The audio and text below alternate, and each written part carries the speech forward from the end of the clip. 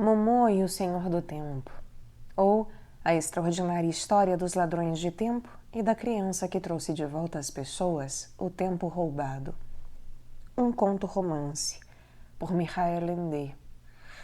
Tradução, Mônica Stael.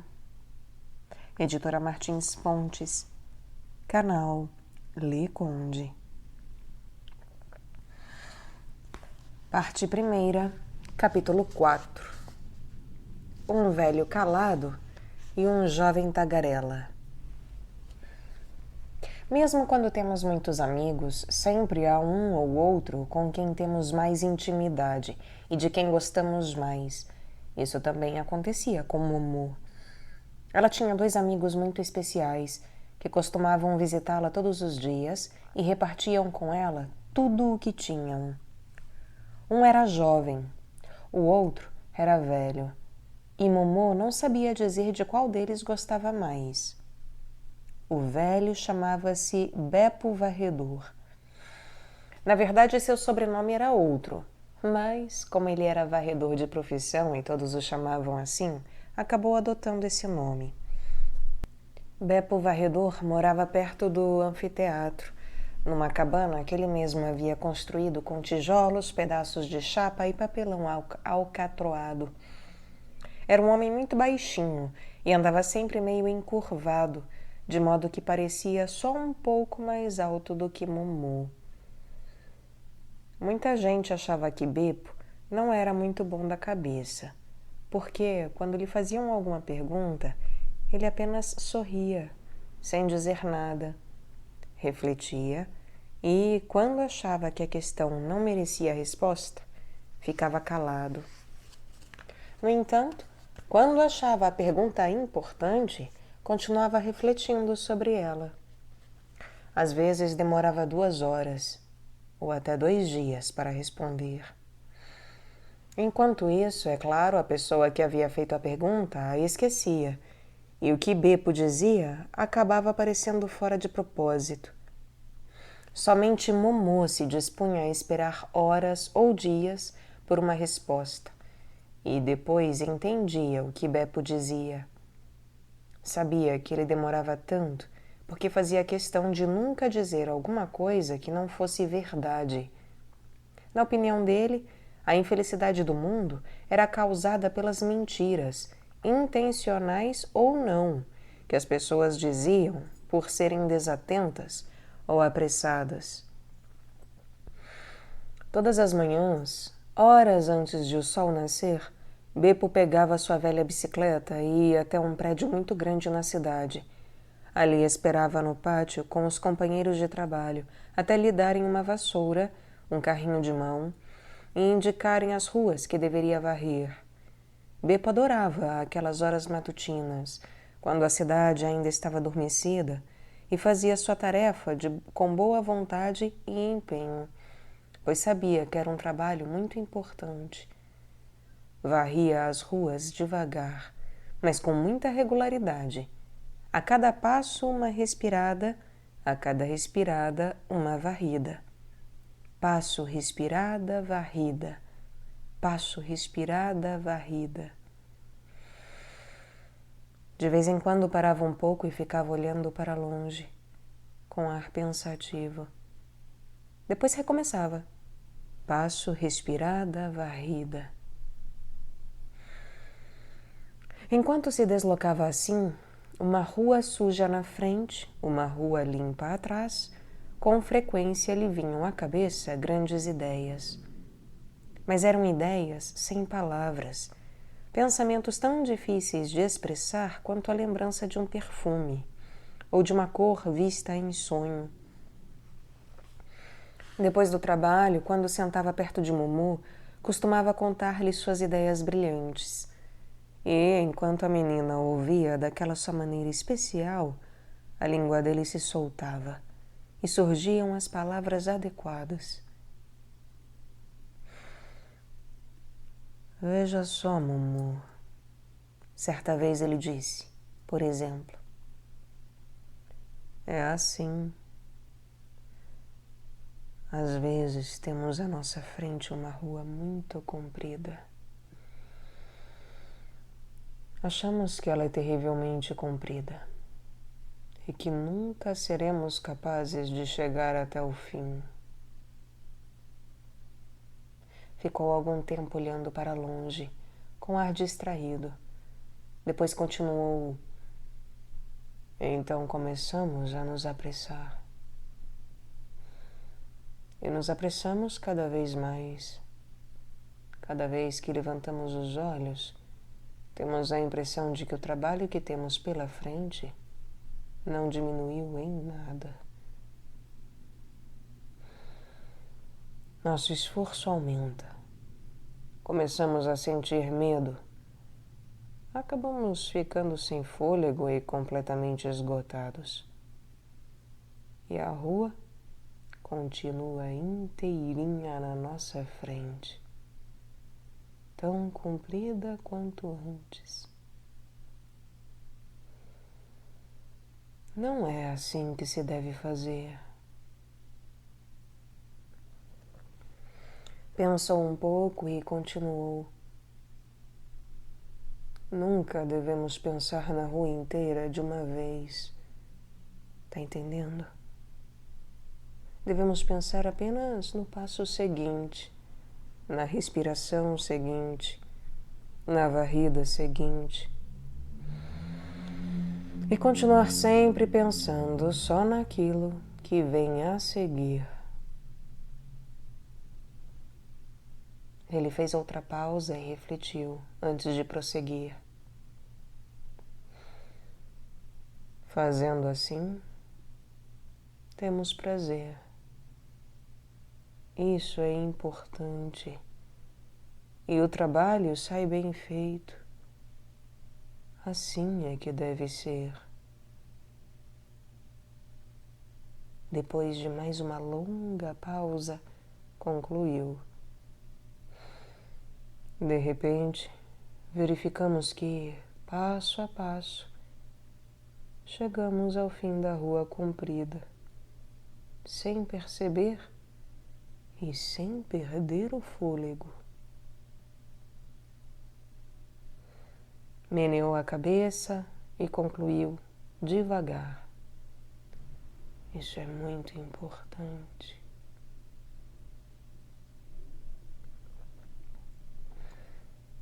Outra vez Beppo chegou, sentou-se perto de Momô e a menina percebeu que ele estava refletindo e tinha alguma coisa especial a dizer.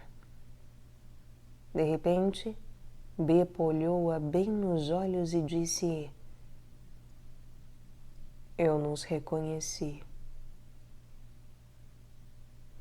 Passou-se algum tempo e ele continuou baixinho. Acontece às vezes ao meio-dia, quando tudo está adormecido ao calor do sol. O mundo fica transparente, como um rio, entende? Dá até para enxergar o fundo.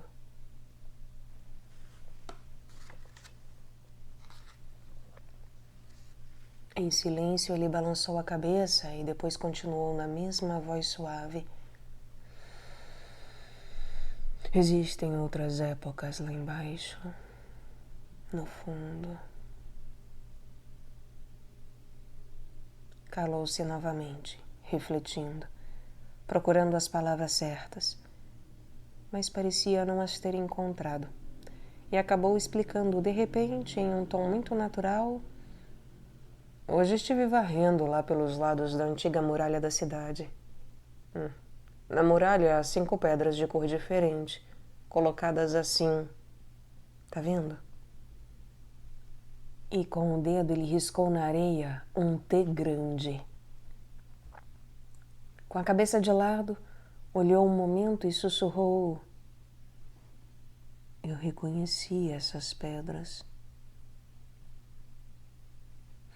Após uma pausa ainda mais longa, prosseguiu em tom hesitante: Elas pertencem a outras épocas, ao tempo em que a muralha foi erguida. Muita gente trabalhou nisso. Porém, houve duas pessoas que colocaram aquelas pedras na muralha. Era um sinal, sabe? Eu o reconheci. Beppo esfregou os olhos. O que tinha a dizer parecia exigir um grande esforço, pois as palavras saíam com dificuldade. Essas duas pessoas, naquele tempo, tinham uma aparência diferente, muito diferente. Afinal, num tom decidido e quase provocante, falou entre os dentes: mesmo assim eu nos reconheci. Você e eu. Eu nos reconheci.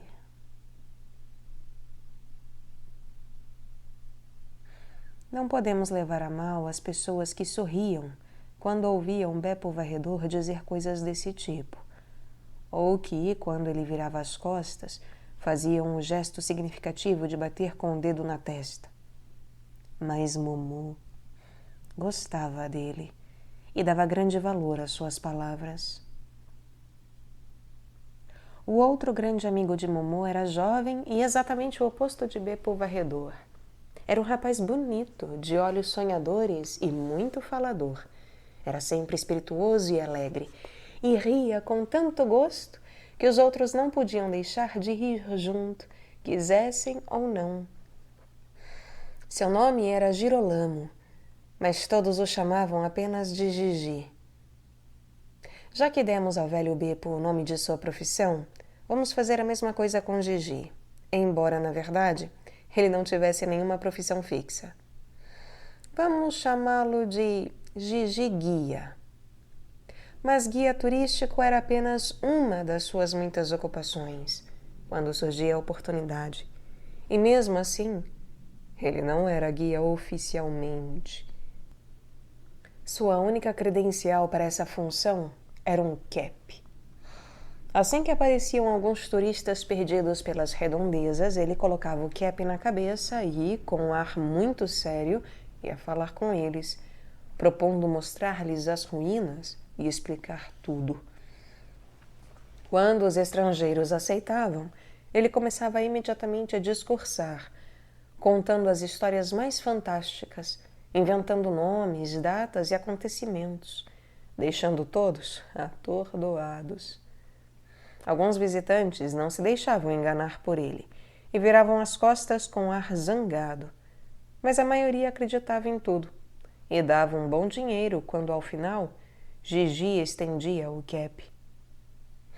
As pessoas das vizinhanças achavam graça nos arroubos da fantasia de Gigi, embora muitas vezes dissessem com ar de preocupação que não era muito correto ele ganhar tanto dinheiro para contar mentiras. Todos os poetas inventam coisas, dizia então Gigi. E seja como for, as pessoas recebem alguma coisa em troca do seu dinheiro, não é? Vou dizer mais. Elas recebem exatamente o que desejam. E que diferença faz que as coisas estejam ou não escritas em algum livro? Quem disse que as histórias dos livros também não são pura invenção? Só que ninguém sabe. Outras vezes ele dizia: quem sabe o que é verdade e o que não é? Quem sabe o que aconteceu aqui há 1000 ou 2000 anos? Vocês por acaso sabem? Não, confessavam os outros. Então, exclamava Gigi Guia, como é que vocês podem saber se as minhas histórias são verdade ou mentira? As coisas podem muito bem ter acontecido exatamente do jeito que eu conto. Nesse caso, o que eu conto é verdade. Era difícil contestá-lo. Na verdade, era sempre difícil vencer a argumentação de Gigi. Infelizmente, no entanto, era muito raro aparecerem turistas interessados em ver o anfiteatro, de modo que Gigi era obrigado a arranjar outras ocupações. Conforme a ocasião, era guardador de carros, testemunha de casamento, babá de cachorros, portador de cartas de amor, acompanhante de enterro, vendedor de souvenirs, fornecedor de ração para gatos e muitas coisas mais. O sonho de Gigi era se tornar rico e famoso. Ambicionava morar num palácio maravilhoso, no meio de um imenso parque, comer em baixela de ouro e dormir em travesseiros de seda. Imaginava-se no futuro como um sol resplandecente, cujos raios já agora o aqueciam de longe em sua pobreza. Hei de conseguir, retrucava ele quando os outros caçoavam de seus sonhos. E aí vocês haverão de se lembrar do que eu dizia. Não tinha a menor ideia de como iria conseguir, pois trabalho sério e perseverança não eram seu forte. Isso não é nenhuma obra de arte, costumava dizer para Momô. Quem quiser que enriqueça desse jeito. Mas olhe só para as pessoas que venderam a alma por um punhado de dinheiro. Veja só no que elas se tornaram. Nessa eu não caio. Mesmo que às vezes eu nem tenha dinheiro para comprar um café, Gigi será sempre Gigi. Na verdade, é de se pensar que seria impossível existir amizade entre duas pessoas tão diferentes, com pontos de vista tão divergentes sobre a vida e o mundo em geral como Gigi Guia e Beppo Varredor. No entanto, Gigi e Beppo eram amigos. Por estranho que pareça, o velho Beppo era a única pessoa que nunca criticava Gigi por sua leviandade. E também o tagarela Gigi, estranhamente, era a única pessoa que jamais caçoava do velho Beppo. Isso talvez acontecesse por causa da maneira como Momô ouvia os dois. Nenhum dos três suspeitava que em breve uma sombra cairia sobre sua amizade, e não só sobre sua amizade, mas sobre todo aquele lugar. Era uma sombra que vinha crescendo cada vez mais e já se estendia, escura e fria, por sobre a grande cidade. Era uma espécie de invasão silenciosa e imperceptível, que avançava a cada dia e a qual ninguém se opunha, porque ninguém tinha consciência dela. Mas quem eram os invasores? Até o velho Beppo, que reparava em muita coisa que escapava aos outros, não notou a presença dos homens cinzentos, que vinham ocupando a cidade em número sempre crescente, incansáveis em sua atividade. Entretanto, não eram invisíveis. As pessoas os viam, mas não os enxergavam. Eles tinham o dom misterioso de passar despercebidos, de modo que ou o olhar das pessoas passava direto por eles, ou elas os esqueciam imediatamente. Assim, esses invasores conseguiam trabalhar em segredo, exatamente porque não precisavam se esconder.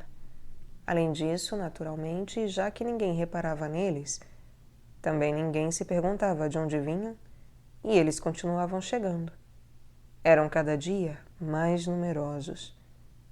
Circulavam pelas ruas em elegantes automóveis cinzentos, entravam em todas as casas, encontravam-se em todos os restaurantes. De vez em quando anotavam alguma coisa em seus caderninhos. Os homens vestiam-se de cinza teia de aranha. Até seus rostos eram cinzentos. Usavam chapéu coco cinzento, fumavam pequenos charutos cinzentos e cada um carregava uma pasta cinza chumbo. Nem Gigi Guia tinha reparado que alguns daqueles homens andavam rondando pelas vizinhanças do anfiteatro, escrevendo febrilmente em seus caderninhos. Somente Momô os havia visto, quando, certa noite, suas silhuetas escuras destacaram-se nos limites das ruínas. Gesticulavam uns com os outros. Depois suas cabeças se juntaram, como se estivessem conferenciando. Não se podia ouvir uma palavra. Porém, Momô sentiu um frio na espinha como nunca sentira igual. Enrolou-se mais no seu casaco, mas não adiantou, pois não era um frio comum. Depois os homens cinzentos se foram e não apareceram mais. Naquela noite, Momô não conseguiu ouvir a música suave e distante que sempre chegava aos seus ouvidos. Mas no dia seguinte a vida continuou como sempre. E Momô não pensou mais nos estranhos visitantes. Também ela os esqueceu. Capítulo 5. Histórias para muitos e histórias para uma.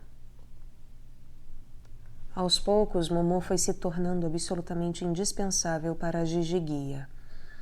Se é que se pode dizer isso, em se tratando de um rapaz tão superficial e inconstante, Gigi tinha desenvolvido um amor profundo por aquela menina esfarrapada, e sua vontade, na verdade, era levá-la sempre junto com ele, onde quer que fosse. Como já dissemos, sua grande paixão era inventar histórias. Exatamente nesse aspecto, Gigi tinha passado por uma mudança, que ele mesmo sentia nitidamente. Antes, suas histórias às vezes chegavam a um impasse. Ficava sem ideias e então ou repetia sempre a mesma coisa ou buscava inspiração em algum filme ou notícia de jornal. Suas histórias, por assim dizer, se arrastavam. Mas, desde que ele conhecera Momô, era como se, de repente, elas tivessem criado asas. Principalmente quando Momô estava ouvindo, sua fantasia brotava como relva de primavera. Crianças e adultos aglomeravam-se em torno dele. Agora era capaz de contar histórias que se prolongavam por dias e semanas. E suas ideias eram inesgotáveis. Ele mesmo, aliás, se ouvia com a maior admiração, pois às vezes não tinha ideia do rumo em que sua fantasia o levaria. Quando certo dia voltaram a aparecer turistas interessados em conhecer o anfiteatro, Momô estava sentada nos degraus de pedra um pouco mais longe. Gigi começou a contar. Prezadas senhoras, prezados senhores, como todos devem saber, a imperatriz Estrapazia Augustina viu-se forçada a empreender inúmeras guerras a fim de defender seu reino contra os constantes ataques dos tremores e dos medos. Certa ocasião, após ter subjugado mais uma vez esses povos, estava tão irritada com os eternos problemas que era obrigada a enfrentar, que ameaçou exterminá-los se o seu rei, Xaxotracholos, não lhe entregasse como indenização o seu peixe dourado. Naquela época, senhoras e senhores, o peixe dourado era desconhecido neste país. Porém, a imperatriz Estrapazia ficara sabendo através de um viajante que o rei Xaxotracholos tinha um peixinho que iria se transformar em ouro puro quando crescesse. A imperatriz resolveu então se apossar daquela raridade a qualquer custo. Ao saber da exigência, o rei Xaxotracholos deu muita risada. Escondeu o verdadeiro peixinho dourado debaixo da cama e, em vez dele, mandou para a imperatriz um filhote de baleia dentro de uma terrina de sopa encravada de pedras preciosas. Devo dizer que a imperatriz ficou meio espantada com o tamanho do peixe, pois tinha imaginado o peixinho dourado muito menor. Mas ela pensou, quanto maior, melhor, pois maior será a quantidade de ouro em que ele irá se transformar. De fato, o peixe não apresentava qualquer brilho dourado, o que a preocupou um pouco, mas o enviado do rei Xaxotracholos explicou que o peixe só ia ficar dourado quando atingisse o máximo de seu crescimento. Por isso, era essencial que seu desenvolvimento não fosse prejudicado em nada. A imperatriz Estrapazia deu-se por satisfeita. O peixinho ia crescendo dia a dia, consumindo enormes quantidades de alimento. Como não era pobre, a imperatriz Estrapazia dava ao peixe tudo o que ele conseguisse comer. O filhote foi se tornando grande e balofo. Logo a terrina de sopa ficou muito pequena para ele. Quanto maior, melhor, dizia a imperatriz, e instalou-o na sua banheira. Mas em pouco tempo o peixe já estava grande demais para a banheira. Foi preciso colocá-lo na piscina da imperatriz, o que foi uma dificuldade, pois ele agora pesava tanto quanto um boi.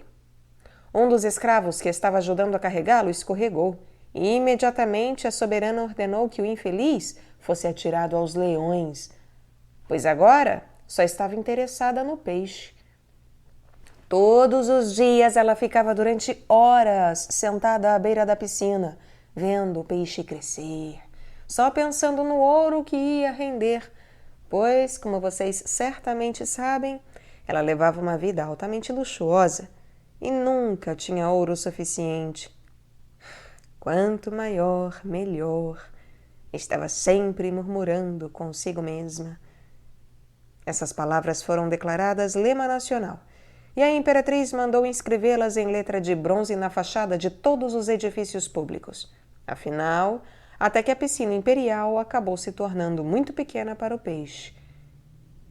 Então a imperatriz Estrapazia mandou seu povo construir o edifício cujas ruínas estamos vendo aqui, senhoras e senhores.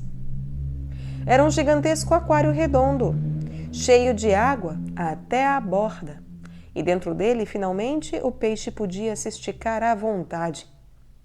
A imperatriz então passava dia e noite sentada ali, naquele lugar, vigiando o peixe imenso, para verificar se já estava se transformando em ouro. Não confiava em ninguém, nem nos escravos, nem nos parentes, pois tinha medo de que lhe roubassem o precioso peixe. Então ficava ali sentada, emagrecendo a cada dia, de tanto medo e aflição. Nunca fechava os olhos, estava sempre com eles cravados no peixe, que se esbaldava alegremente na água, sem a menor intenção de algum dia virar ouro. A imperatriz foi abandonando cada vez mais suas funções de governante. Era exatamente isso que os tremores e os medos estavam esperando. Sob o comando do rei Xoxotracholos, lançaram um ataque. E dessa vez, conquistaram o país inteiro num instante. Não encontraram um só soldado pela frente. E para o povo, não importava quem estivesse governando. Quando finalmente a imperatriz Estrapazia soube o que tinha acontecido, proferiu aquele lamento tão conhecido. Ai de mim! Ah, se eu tivesse! Infelizmente, o resto da frase não chegou até nós. O fato é que ela se atirou dentro deste aquário e afogou-se ao lado do peixe, neste túmulo de todas as suas esperanças. Para comemorar a vitória, o rei Xoxotracholos mandou matar a baleia. E durante uma semana inteira, o povo todo comeu filé de baleia. Com essas palavras, Gigi encerrou suas explicações, deixando o público, visivelmente impressionado, contemplar respeitosamente as ruínas. Só um homem meio cético indagou: quando se supõe que tudo isso tenha acontecido, hein? Gigi, que tinha respostas sempre prontas, não vacilou. Como o senhor sabe, a imperatriz Estrapazia foi contemporânea do famoso filósofo Noiosius, o Velho. O homem que tinha perguntado não podia, é claro, confessar que não fazia a menor ideia de quando tinha vivido o famoso filósofo Noiosius. Portanto, só respondeu: ah, muito obrigado. Os turistas ficaram encantados. Todos diziam que a visita ao anfiteatro valera realmente a pena e que jamais ninguém lhes tinha falado dos tempos antigos de maneira tão viva e interessante. Modestamente, Gigi estendeu o cap e os turistas mostraram-se mais do que generosos. Até mesmo o cético contribuiu com alguns níqueis. O fato é que, desde a chegada de Momô, Gigi nunca mais havia contado 2 vezes a mesma história. Quando Momô estava entre os ouvintes, era como se dentro dele se abrisse uma comporta, deixando fluir torrentes de ideias novas e invenções, sem que ele precisasse fazer esforço para pensar. Pelo contrário, muitas vezes até tentava conter sua imaginação, para não ir longe demais, como naquela ocasião em que 2 senhoras americanas tinham aceitado seus serviços.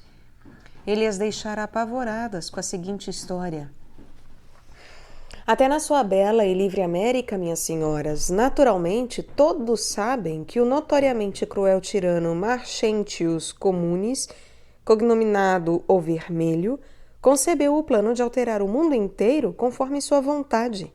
Entretanto, apesar de todos os seus esforços, os homens continuaram sempre os mesmos e não se deixaram modificar. Ora, na velhice, Margentius ficou louco. Naquele tempo, como as senhoras sabem, não existiam psiquiatras para ajudar a curar essa doença. Então não havia o que fazer, a não ser deixá-lo entregue a seu delírio. Foi no auge da loucura que ele teve a ideia de abandonar o mundo tal como era e criar um outro mundo, totalmente novo. Para isso, mandou construir um globo exatamente do tamanho do antigo, contendo uma cópia exata de tudo o que existia nele: casas, árvores, montanhas, oceanos. A humanidade toda foi forçada, sob pena de morte, a trabalhar nessa empresa gigantesca. Começaram por construir a base sobre a qual iria ser colocado o novo globo. E os restos dessa base são o que as senhoras estão vendo aqui. Depois começaram a construir o próprio globo, uma esfera imensa, sabe, do tamanho da Terra. Quando afinal ficou pronta essa esfera, foi copiado tudo o que havia no velho mundo, com imensa dificuldade, é claro. Naturalmente, era preciso obter grande quantidade de material, e o único lugar onde se podia consegui-lo era na própria Terra. Então a Terra foi ficando cada vez menor, enquanto crescia o novo globo. Afinal, para contemplar o novo mundo, tiveram de usar até o último restinho do velho mundo. Naturalmente, também toda a humanidade teve de se mudar para o novo mundo, já que o velho tinha sido todo usado. Quando Marx Gentil Communis compreendeu que, apesar de tudo, as coisas eram as mesmas que sempre tinham sido, enrolou-se em seu manto e saiu em majestosa atitude. Ninguém sabe para onde ele foi. Então, senhoras, esta depressão em forma de funil, hoje em ruínas, outrora formava a base do globo de Marx Gentius Communis, que repousava sobre o mundo anterior. Portanto, as senhoras devem tentar imaginar tudo ao contrário. As 2 finas senhoras americanas empalideceram, e uma delas perguntou: e que aconteceu com o mundo de Marx Gentius Communis? A senhora está em cima dele.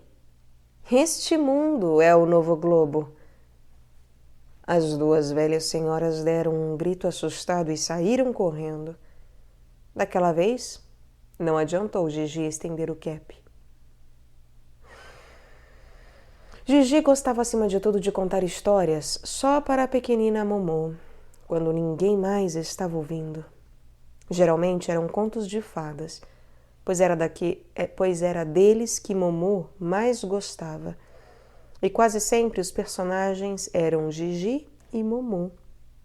Inventados especialmente para eles, eram completamente diferentes das outras histórias que Gigi costumava contar. Num fim de tarde quente e agradável, os 2 estavam sentados em silêncio, lado a lado, na fileira mais alta de degraus de pedra. No céu cintilavam as primeiras estrelas, e a lua grande e prateada começava a se elevar acima do contorno escuro dos pinheiros. Você me conta uma história maravilhosa? Pediu Momô baixinho.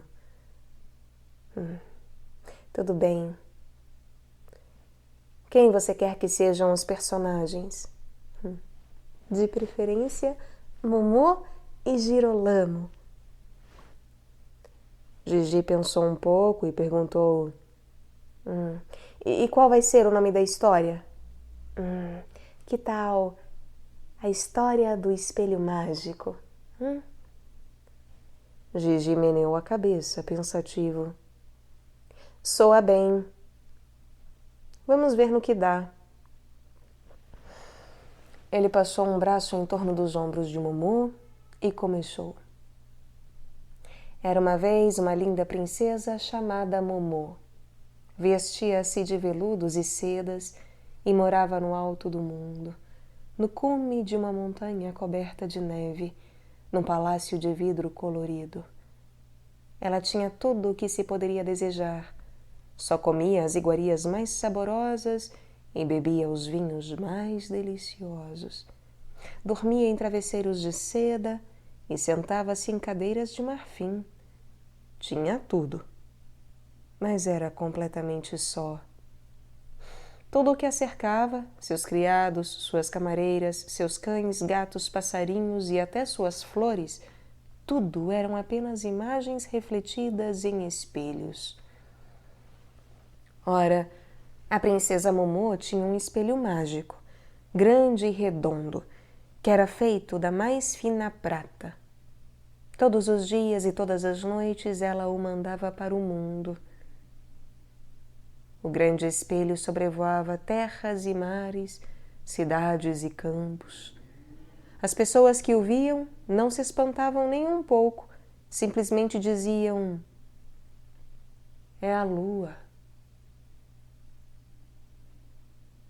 E, ao voltar, o espelho sempre se sacudia e despejava aos pés da princesa todas as imagens que recolhera durante sua viagem. Eram imagens bonitas e feias, interessantes e desinteressantes, conforme o que tivesse acontecido. A princesa escolhia algumas e as outras ela simplesmente jogava num riacho. Mais depressa do que se pode imaginar, as imagens de espelho libertadas corriam pelas águas da terra ao encontro de seus donos. Por isso, sempre que nos debruçamos sobre um poço ou uma poça d'água, encontramos imediatamente nossa imagem refletida. Mas eu ia me esquecendo de dizer que a princesa Momô era imortal, pois ela mesma nunca se vira no espelho mágico. Ora, quem visse a própria imagem refletida nele se tornaria mortal. A princesa Momô sabia disso, por isso nunca o fazia. Assim vivia a princesa com todas as suas imagens de espelho, brincando com elas, sentindo-se muito feliz. Um belo dia, no entanto, o espelho mágico lhe trouxe uma imagem que teve para ela uma importância maior do que todas as outras. Era a imagem de espelho de um jovem príncipe. Assim que se deparou com seu reflexo, sentiu tanta vontade de ver o príncipe que desejou ir a seu encontro imediatamente. Mas por onde começar? Não sabia onde ele morava, quem ele era. Não sabia nem mesmo seu nome. Não conseguindo ter outra ideia, resolveu olhar-se no espelho mágico. A princesa Momô pensou: talvez ele possa levar minha imagem até o príncipe. Talvez o príncipe olhe para cima justo quando o espelho mágico estiver passando e então veja a minha imagem. Talvez ele siga o espelho mágico e acabe me encontrando aqui. Assim, ela se olhou demoradamente no espelho mágico e mandou-o levar sua imagem pelo mundo. Só que com isso, naturalmente, ela se tornou mortal. Daqui a pouco você vai saber como continua a história da princesa. Antes, quero lhe falar sobre o príncipe. O tal príncipe se chamava Girolamo e reinava sobre um grande território que ele mesmo conquistara. Onde ficava esse reino? Não ficava no ontem, nem no hoje, mas sempre em algum dia do futuro. Por isso se chamava Terra do Amanhã. Todos os seus habitantes gostavam do príncipe e o admiravam. Certo dia, os ministros disseram ao príncipe da Terra do Amanhã: Vossa Majestade precisa se casar. O príncipe Girolamo não tinha nada contra, e assim as moças mais bonitas da Terra do Amanhã foram levadas ao palácio, para que ele escolhesse uma. Naturalmente, todas o queriam, e por isso se enfeitaram o mais que puderam. Entre as moças, no entanto, introduziu-se no palácio uma fada má, em cujas veias não corria sangue vermelho e quente, mas sangue verde e frio. Isso não se notava por sua aparência, pois ela havia se maquiado com muita arte. Quando o príncipe da Terra do Amanhã entrou no salão dourado do trono para fazer sua escolha, a fada pronunciou depressa uma fórmula mágica, de modo que o pobre Girolamo não conseguia ver ninguém além dela. E ele a enxergava tão linda que ali mesmo lhe perguntou se queria ser sua mulher. Com muito gosto, disse a fada má, mas sob uma condição. Eu a aceitarei, afirmou o príncipe sem refletir. Ótimo, disse ela com um sorriso tão gracioso que o pobre príncipe ficou atordoado. Durante 1 ano você não poderá erguer os olhos para o espelho de prata que paira no céu. Se o fizer, na mesma hora você esquecerá tudo o que é seu. Esquecerá quem você é de verdade. Irá para a terra do hoje, onde ninguém o conhece, e lá viverá como um pobre coitado desconhecido. Você concorda? Se for só isso, exclamou Girolamo, a condição será fácil de cumprir. Enquanto isso, o que aconteceu com a princesa Momô? Ela esperou, mas o príncipe não veio. Então a princesa resolveu sair pessoalmente pelo mundo para procurá-lo. Libertou todas as imagens de espelho que estavam com ela. Calçando seus chinelinhos, saiu sozinha de seu palácio de vidro colorido, atravessou as montanhas cobertas de neve e foi descendo para o mundo. Atravessou todos os países até chegar à terra do hoje. Àquela altura, seus chinelinhos já estavam gastos e ela foi obrigada a continuar a pé. Mas o espelho mágico com sua imagem continuava sobrevoando o mundo. Uma noite, o príncipe Girolamo estava sentado no telhado do seu palácio dourado, jogando damas com sua fada de sangue verde e frio. De repente, uma gotinha minúscula caiu na mão do príncipe. Está começando a chover, disse a fada de sangue verde. Não, disse o príncipe. Não pode ser, pois não há nuvens no céu. E o príncipe olhou para cima, direto para o espelho mágico grande e prateado que pairava lá no alto. Então ele viu a imagem da princesa Momô. Percebeu que ela estava chorando e que uma lágrima tinha caído em sua mão. No mesmo instante, compreendeu que a fada má o tinha enganado, que ela não era bonita de verdade e que só tinha sangue verde e frio correndo pelas veias. A princesa Momô era quem ele amava de verdade. Você quebrou sua promessa, disse a fada verde, e seu rosto se contorceu como se fosse o de uma serpente. Agora vai ter que pagar. Com seus longos dedos verdes, ela agarrou o peito do príncipe Girolamo, que continuava sentado, imóvel, e deu um nó no coração dele. Na mesma hora, ele se esqueceu de que era o príncipe da terra do amanhã. Deixou seu palácio e seu reino na calada da noite, como se fosse um ladrão. Percorreu um longo caminho através do mundo até chegar à terra do hoje, onde passou a viver como um pobre e infeliz desconhecido, tendo por nome apenas Gigi. A única coisa que ainda conservava era a imagem do espelho mágico, que a partir de então ficou vazio. Nesse meio tempo, as roupas de seda e veludo da princesa Momô também se rasgaram. Ela passou a usar um paletó de homem grande demais e uma saia toda remendada. E ela morava numa velha ruína. E foi lá que, um belo dia, os dois se encontraram. Mas a princesa não reconheceu o príncipe da terra do amanhã, pois ele se transformara num pobre diabo.